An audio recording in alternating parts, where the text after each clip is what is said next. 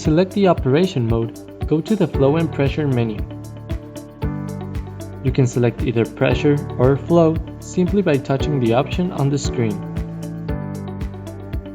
If no sensor is connected, the flow control option will be disabled.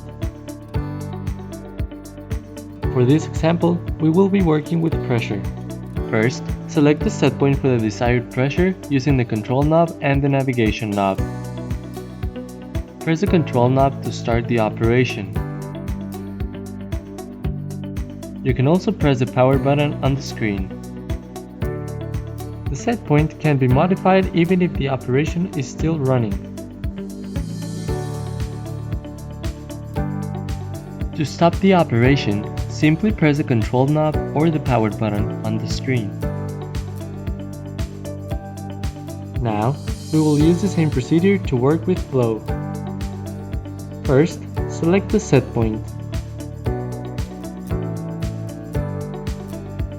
Then, press the control knob to start the operation.